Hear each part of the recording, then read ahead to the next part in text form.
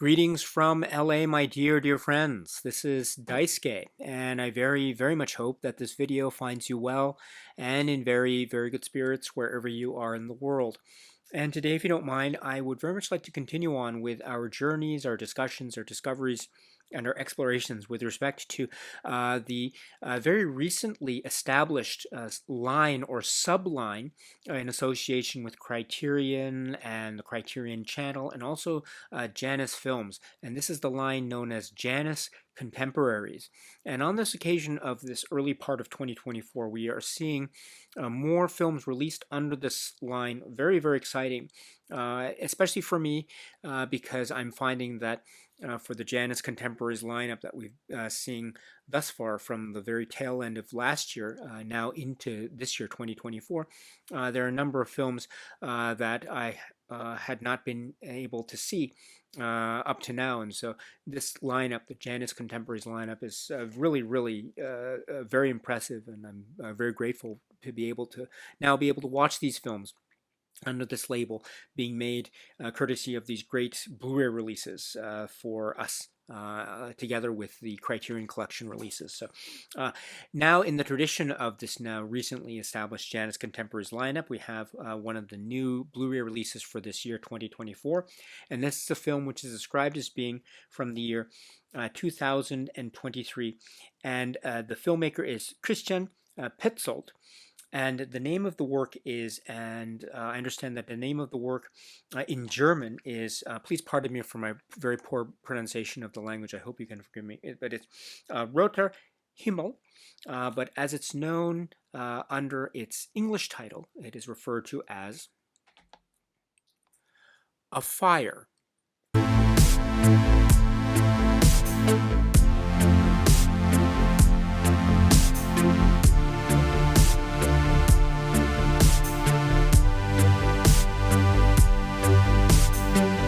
This is the work of a really interesting film, which is from the filmmaker Christian Petzold, and this is described as being from the year 2023. And among its really fascinating traits are the characters in the hands of the actors and the cast. So this is the performers or the actors such as, and please pardon me for my very poor pronunciation of my discussion of this film, whose title is Roter Himmel, but also known as AFIRE in English. And among its great cast members, we have Thomas Schubert and Paula Baer, and Langston Hübel, and Enno Trebs, and Matthias Brandt, and others. And they form this core set of characters that are interacting with each other in this summer setting, very near to the Baltic Sea. So a summer house setting that has a type of peace and tranquility and also carefree nature on the one hand, but that is offset by a number of details and factors, both in terms of a character study, and that specifically is focusing in on the Thomas Schubert character, who is Leon, and how very self-absorbed he is, and almost quite standoffish and aloof and moody he is, and how this film serves as a potential type of character arc transformation on his part, from a sense of self-worth and feeling self-absorbed to the point of being almost potentially quite unlikable, to then this kind of transformation of thinking about something beyond himself, this idea of sympathy or empathy, and the ability to empathize, which I think is a really kind of fundamental flow of human nature and development, which is, I think, exemplified so well in this film. So that's one aspect of this film that is really important too. That's offsetting the tranquil summer house nature, idyllic summer house nature of this. The other thing too that's offsetting that is the impending sense of something not quite right, the externality of this film. And there's already introduced quite early on in the film the maybe quietly set in, but ever so encroaching, impending danger of the forest fire, and how the summer community, this beachside or coastal community, is slowly but surely being or potentially engulfed with the potential danger, quite vividly potential danger of the fire, or the forest fire, thus giving rise perhaps to a number of readings of the English title of this film, AFIRE. So this is the backdrop of this film, AFIRE, Roter Himmel. And for me, it was my first time to watch this film. And I was taken almost immediately by, again, the way in which this has a summer idyllic quality or nature to it, and scenes of people uh, eating breakfast or making breakfast, or scenes of sleeping in the bed, or trying to sleep, or going outside, sleeping outside, or just enjoying the frolicking. Uh, uh, Maybe playing ball with each other in the yard, or sitting on the beach looking out into the seaside, or looking at people on the beach. That includes the lifeguards, that includes people on the beach as well. And that also comes in really nicely in terms of people watching and observing, and how that is also a part of the characterization of the Felix character, the Leon's friend, who is a photographer and trying to find a subject matter for his photography project. And one of the things he touches upon is the idea of shooting not just the sea and not just the coast, but also people, and the from behind them, but also in front of them, to see them looking out into the sea. And this idea of looking at other people and watching other people, but how this act seems to be inherently part of some kind of act of empathy. In other words, characters are asked to think outside of themselves, or to think beyond the boundaries of their own, say, a self-absorbed existence.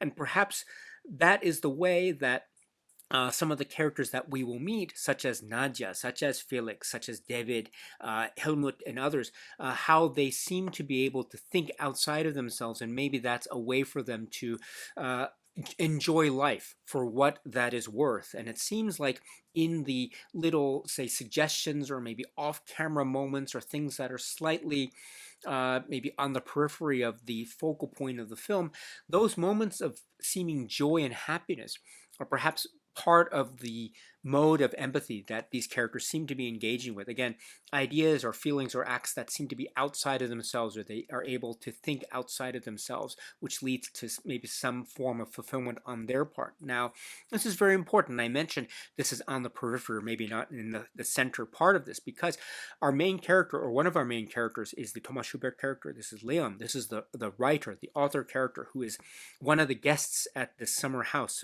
Felix's family summer house. And he seems to be very much a character that is aloof, quite moody, very self-absorbed, and almost unlikable, to the point of being quite unlikable. And we see gradually his relationship with his friendship with Felix slowly drifting apart, maybe due to this very moody and self-absorbed nature, which comes in bursts, quite subtly sometimes, and then almost quite abruptly in others. But we also see the efforts and endeavors of the people around the Leon character, trying to essentially reach him. And not just reach him, but also maybe break him out of his unlikable shell. And so that is encouraging some of the interactions that he has with, say, the Paula Bear character, Nadia character. And how their meetings, where he might seem to not like her at all, she's trying to make certain invitations or extensions of friendship, or inviting him to be part of the group, to ask about how he's doing, maybe ask him about his writing. He doesn't seem to be always so receptive to this, at least on the outside. Is that suggesting that maybe there's something inherently maybe aloof, or maybe something that he is inherently not liking about her or other people in this summer house community? Or is there something of an inability of him to share a little bit of himself? And that goes to his project and how he's trying to write. There's an interesting subplot involving a novel that he's trying to, or work that he's trying to write, which becomes almost a leitmotif or maybe even a kind of running joke in the film, club sandwich, and also how people are trying to essentially bring him out of himself. And are they doing it because the story commands it, or is it because that is the nature of these other characters? As I mentioned before, these other characters, the Nadia character, the Helmut character, Felix, and maybe David as well, they seem to be just naturally very much inviting what other people are doing, and they have a curiosity about the world around them. And they are therefore naturally very curious about Leon himself, even where Leon is very aloof and very much maybe not just surface level, but also maybe on a spiritual level, very much not wanting to be directly involved. So that has the potential of turning people off, but not these people.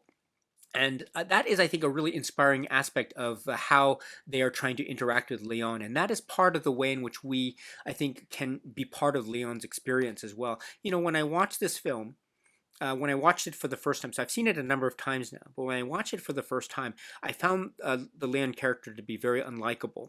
And because of these things, he seemed to really create, on purpose, a kind of distance from between himself and the other characters, and thus a kind of distance between himself and me as a viewer. So I was struggling with getting to know him as well. But I think that's part of the point. And I think there is a way, I mean, he doesn't do things that are so overly or overtly unlikable, but he does things that are just not welcoming. But we also understand that as things come to a head, or as we get to know him a little bit more, and as certain crisis points do reach him, maybe there's a kind of inability for him to be able to act in a quote-unquote appropriate way, or maybe he really wants to, but he just doesn't have the wherewithal, the sort of emotional. He's not emotionally equipped necessarily to be able to do that. That's not a knock against him, or that's not a type of a negative trait against him on purpose. It's just he is still very much naive, or very much wanting to learn, or seeking out learning. So I really appreciate the fact that in many ways this film is very proudly and very much, I think, confidently showcasing a main character who is very quote unquote imperfect, quite imperfect indeed, but showing that in a way that I think is, at the end of the day, something that's very approachable. And also, I should point out that, as I mentioned, when I first saw the film, I found his character to be quite unlikable, but that grows as we understand the character arc and development as the film progresses. Because, as I mentioned, it's not only him that's involved; there are other characters as well as this impending, slowly encroaching sense of possible doom that is on the external periphery. That also adds potentially to the sense of the crisis points that also test the Leon character, but also test the other characters as well, and the possibility or potential of, again, what one might call the very fundamentally important act of empathy. If this film AFIRE is anything, I think it's an example of the way in which empathy can either grow and be nourished, or can be extinguished. It depends on how the characters end up as we reach the film's conclusion. But in any event, I think upon first watch of this, there's a way of looking at the Leon characters being quite unlikable and very aloof to the point of not being engaging. But upon rewatch, there is a way in which we can see maybe certain aspects of his character that maybe he doesn't even realize are failings, which is an interesting way of examining humanity through the characters of this film. So that's really quite extraordinary. And then also what's lovely too is the interaction. I love how there is this tranquil, peaceful nature, even where things have the potential of being tumultuous. Even certain scenes involving the confrontations and tensions between characters are done still in a very peaceful way and tranquil way. And I love that sense of the summer feel, laid back quality that is still very much in tune with and in keeping with, or having an interest with the characters. And that's why I love the characterizations, the Felix character, David character, Nadia character, and Helmut character, and how they are framed. There's a kind of carefreeness even as they are walking in the yard, or as framed through doorways or windows, making breakfast or making coffee or having a meal, or just talking talking in the distance on a rooftop or something like that. Or even other moments when they are caught in an embrace, or maybe with a look or a feel or a hug, or something that can be just a day-to-day exchange of feeling or emotion, of a type of empathy that could be day-to-day and even quite ordinary, mundane, or it could be moments of heightened tension and heightened tragedy and even life and death stakes. But even in those moments, there is this type of connection that we see or witness to that is, I think, very magical and very special. And I come to realize that in those moments of crisis, or in those moments of the day-to-day mundane, that feeling of a kind of connectivity or wanting to connect on the part of these characters that we meet along the way, I think that's very magical and very telling and very special. And Leon, potentially too, has the way of maybe reaching that same level of enlightenment. Whether he reaches that level of enlightenment or not, you'll have to see when you watch the film and reach the conclusion, and whether or not you can say he does reach that level of enlightenment. Again, it's up to you as you watch the film. But I think that's part of the way in which this has a quiet sense of magic, and it has a way of growing on you. And so when I watch this film again and again, I've seen it now 3 times. And so I watched it for the first time, I felt a little bit distant from it. The second time, I felt a little bit closer to it. And then now the third time I've watched it, I feel even closer to it. And I think that has an overall sense of knowing what is in store for a character like Leon, and knowing that what he does is not so unlikable to be totally unforgivable, but it's a way in which we can understand where he is. And, you know, um, uh, Leon is a character that is not totally lacking in understanding. I mean, there are aspects of his character that, yes, he's under stress, and maybe he is very involved in his writing, and he's very shy about his writing, but he's also very much in tune with his studies or his work. He refers it to as work, and that he's almost challenged on that point by Felix at one point. It's an interesting exchange. You know, is it really work for you? Is that really what you think of that type of thing? So he has this kind of self-absorbed nature, but again, maybe it's just something that is beyond his control. Maybe it's just something that he doesn't mean to do, but it just comes out this way. And sometimes it comes out in very maybe innocent, naive ways. Other times it might come out in ways that are very insulting and quite insensitive. But there are also moments where he is shown to have the potential to recognize his own insensitivity. That's what I mean. And so I think that type of showcasing in a work like AFIRE is very bold. To have one's main character be this sort of aloof character, but have potentially or hopefully this room to grow, but still have to deal with his insecurities and insensitivities. I think is a very bold brushstroke on the part of this film. But also, I love the idyllic nature of this. One of the things that Christian Petzold mentions in the supplement, which we'll talk about a little bit later, is how he wanted to have a sense of the idyllic nature of summer. And he mentioned specifically Eric Romer and the film Tale of Summer, as it's known in English, which is, I think, a lovely a connection that he makes.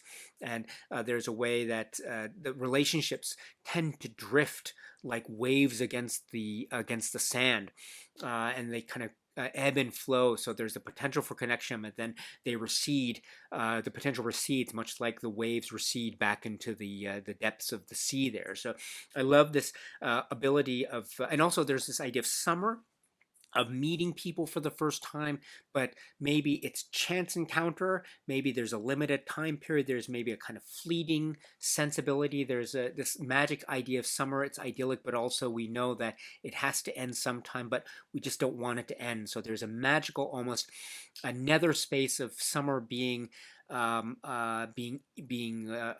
like forever, or being eternal on the one hand, but also very finite, and it has to end at some point. So there's inherent to it kind of romanticism that is very much, very infectiously and very tenderly part of the feeling here, the feeling and the feeling in the air. That is the environment here of AFIRE, which I think is very inviting and very warm. But also, as I mentioned, also part of the feeling and in the air is the sense of danger, in the sense of life and death stakes, smoke, ash, things that spell a sense of potential doom and destruction as well, which is also a very stark contrast. And it I think leads to some really deep and quite sudden moments of realization, shocking moments of realization, even, or at least potentially anyway, which I think create a sense of balance and counterbalance, which I think serves the film very well. It runs in many different modes, and I think that sense of being multimodal helps to, at least from my viewpoint, helps to understand or perhaps engage with the character, even as seemingly unlikable as Leon. I understand that the film allows for different modes, thus allowing for different gears to be shifted. And that different gear shift, I think, permits a viewer to maybe understand or perhaps be tolerant of certain, say, day-to-day situations that maybe suggest a type of a lack of civil or social decorum in other circumstances. So that type of ability to tolerate and be part of the story, I think, is helped along by the fact that this film is delivering its story in a very multimodal way, for lack of a better phrase. So in that way, I think it's a very interesting work indeed. Christian Petzold and this work, AFIRE, of course, we have seen other films by Christian Petzold, such as, and I point out this for anyone who might be interested, this earlier Criterion Collection Blu-ray release of the film Phoenix.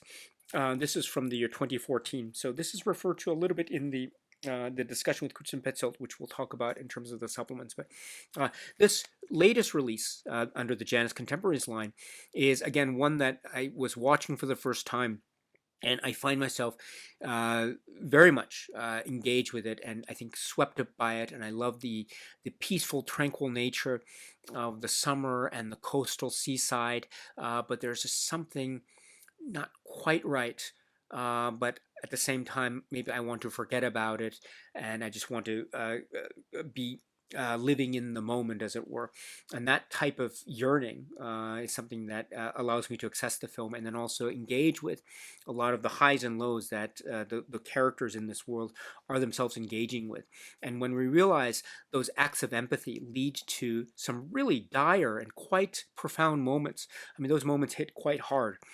Quite hard indeed. So I think it's an overall a very interesting and enriching experience watching this film. Again, the film is Roter Himmel, or as it's known in English, AFIRE. The JANUS Contemporaries line of Blu-ray of this work, AFIRE, as it's known in English, again, the film is from 2023. It's described as being 5.1 surround in German with English subtitles, 1.85 to 1 aspect ratio. And these JANUS Contemporaries Blu-rays, I think, are really lovely. They have this very direct nature. And we have the cover art design mimicked to in what we see greet us when we put the Blu-ray into the machine, which is what I have here. And so we have the option of playing the film, also with the faint mark of the Janus Films logo here in the corner there, which is really nice. And then we have the option of Meet the Filmmakers, and this is the 16-minute or so discussion, one-on-one discussion with the filmmaker, Christian Petzold.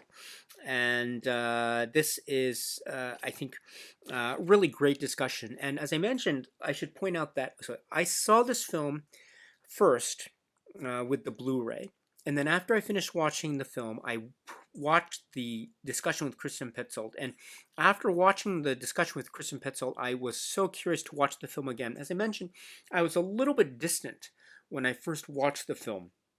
I think that had to do a lot with the story arc of the main character.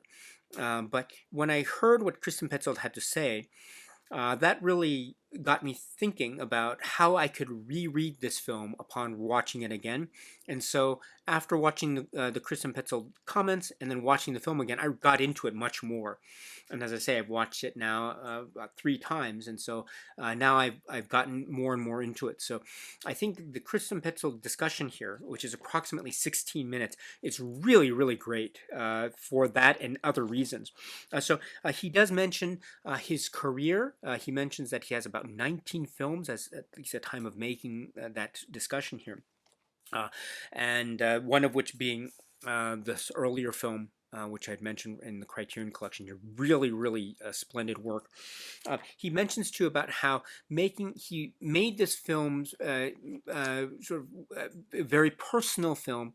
A lot of it taken from his own viewpoints, maybe from early on in his life. He recalls an episode where he could see himself or certain aspects of being quite aloof, not unlike the character of Leon.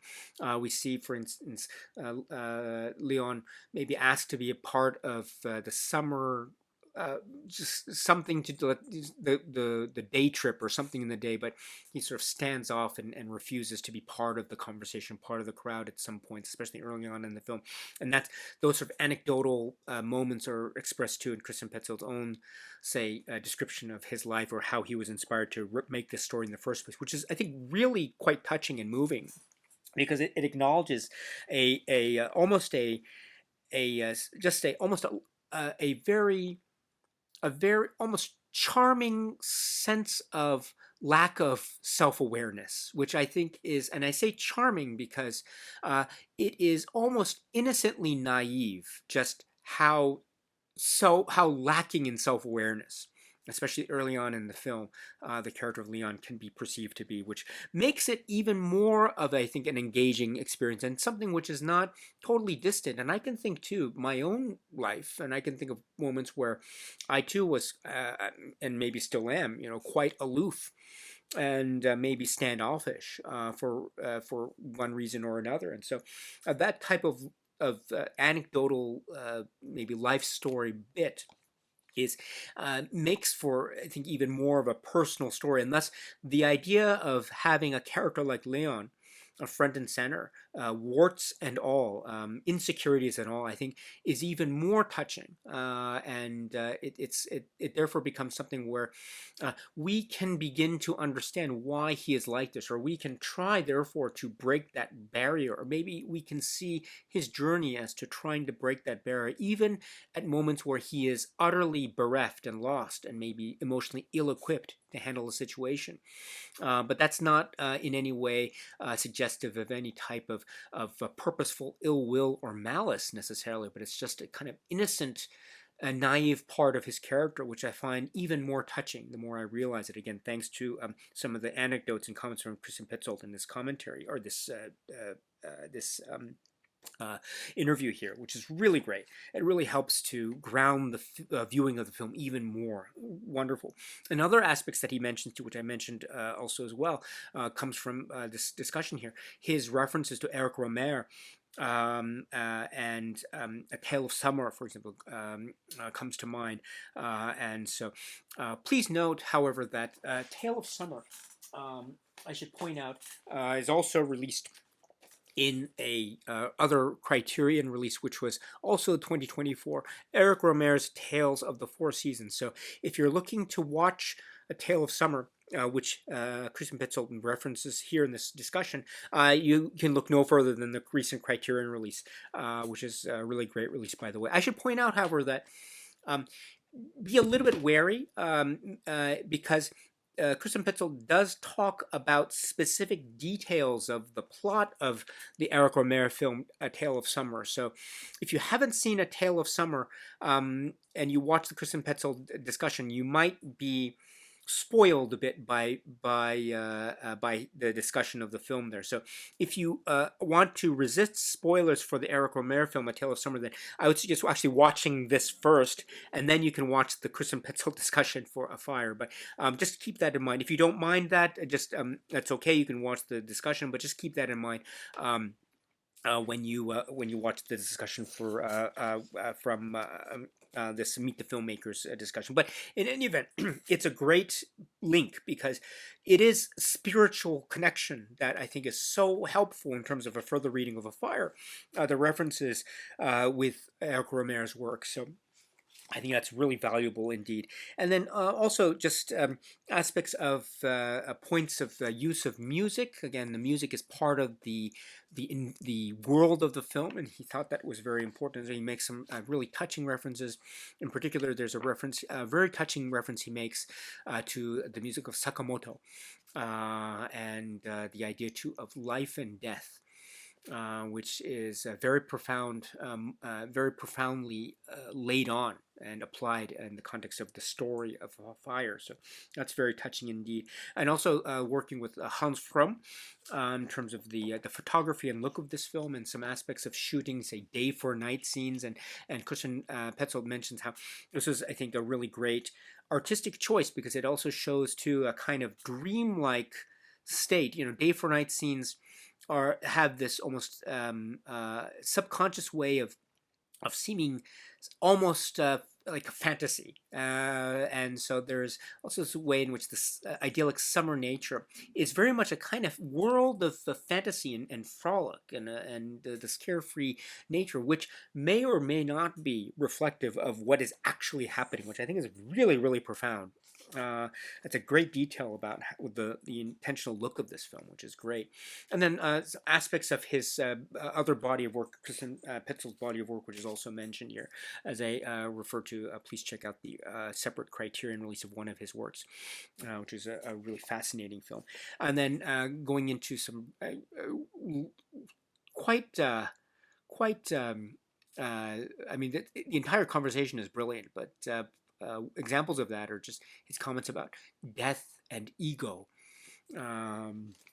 Wow. So, as you can see, for me, watching the film for the first time and then listening to Christian Petzold's words and then watching the film again really got me very excited and very stimulated in terms of further engagement with the film AFIRE. And so I felt very engaged with it after listening to his words and then watching the film again and then again for the third time.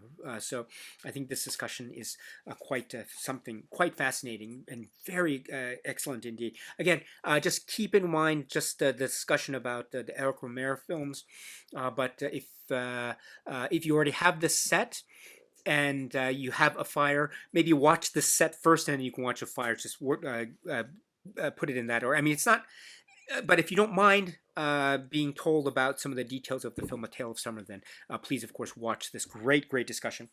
Overall, it's absolutely fantastic, so please check it out if you can. This is the 16-minute Meet the Filmmakers discussion that's part of this supplements here.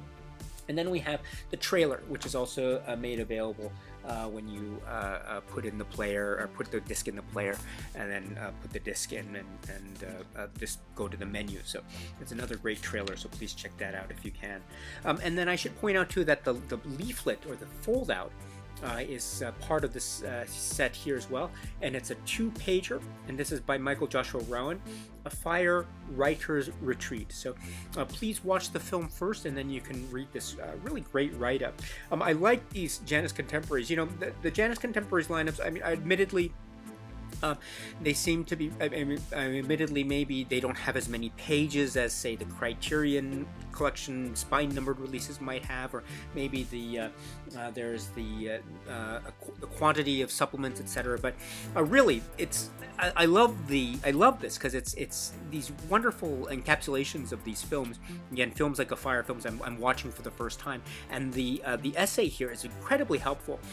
It's well written, it's well presented, and there are some points here about the importance of the setting, the coastal seaside Baltic Sea setting, which is a very important aspect. The setting and environment is really key, not just in terms of the ambiance, but also as a plot point, a really important plot point. So, and also there's mentioning here, which I talked about too, about the artificiality of day for night shooting, which is very much on purpose, which is referenced here in the Michael Joshua Rowan writing, and also some contextual aspects of Petzold's filmography too, and to see how really personal this film AFIRE is. So I think it's a great essay, so well done for being able to include that. It would go into the case, so it goes in like this. The disc itself is not here because it's in the player right now, so but I hope you can see here that that's how it would look on the inside, and then you close the case and it goes like that. So AFIRE, the 2023 film, the Petzold work. So I'm very impressed with this. Again, I find myself more and more engaged with it the more I watched it. So and I think that has a lot to do with the discussion that's part of the supplement of this. and the writing, and then just the overall glow and feel and the ambiance that's part of this, and both the highs and the lows, both the positives and the negatives. And I find that as an overall encompassing experience, very much a personal tale, a human nature tale, or set of tales really, because it's more than one character here. That's very absorbing, very effective, and very affecting, and quite touching indeed. A very engaging experience this film was. I was very happily surprised. This is the work which is AFIRE. Alright, my dear friends, so that's it for now. So let us continue our discussion of the JANUS Contemporaries lineup.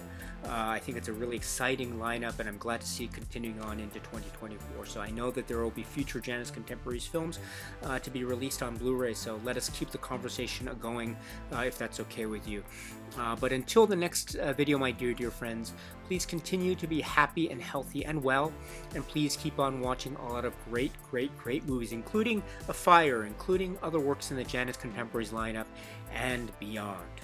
So until the next video, my dear friends, stay strong, stay safe, and cheers.